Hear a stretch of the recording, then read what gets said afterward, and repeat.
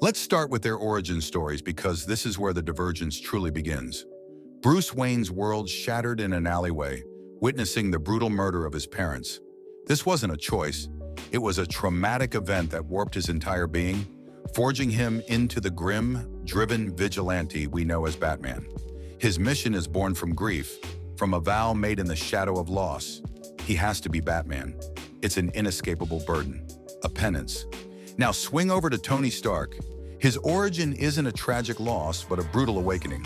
Captured and forced to build weapons for terrorists, he stared death in the face, and instead of breaking, he built something revolutionary, the first Iron Man suit. For Tony, becoming Iron Man was a choice. It was a conscious decision to use his genius for good, to atone for his past as a callous weapons manufacturer. He chose to be Iron Man. This fundamental difference in their origins ripples through every aspect of their lives. Take their public personas. Bruce Wayne meticulously crafts the image of a playboy philanthropist, aloof, detached, almost boringly predictable in his upper-crust escapades. It's a carefully constructed mask, a distraction to keep anyone from suspecting his nocturnal activities. He maintains an iron grip on his secret identity. Tony Stark? Forget about it. He practically screams his superhero identity from the rooftops. "I am Iron Man" became his mantra, a defiant declaration to the world. For Tony, Iron Man isn't just a suit, it's an extension of himself, an identity he fully embraces and often uses to boost his already enormous ego.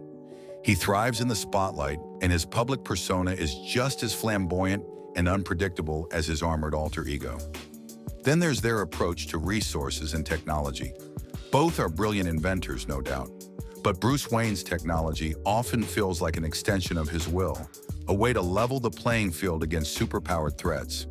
His gadgets are tools, precisely engineered to serve a tactical purpose. He operates largely in the shadows, his vast resources often used to build a discrete empire of surveillance and intelligence.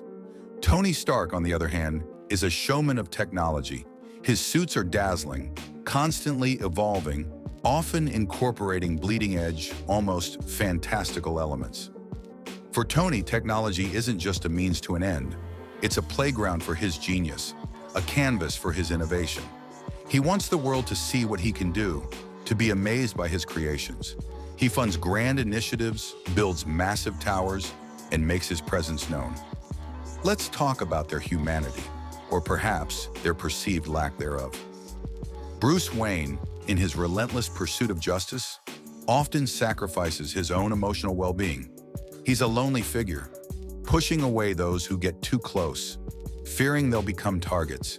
His humanity is a deeply buried thing, glimpsed only in fleeting moments of vulnerability. He's often depicted as haunted, burdened by his mission. Tony Stark, for all his bravado and self-proclaimed genius, is surprisingly, even refreshingly, human.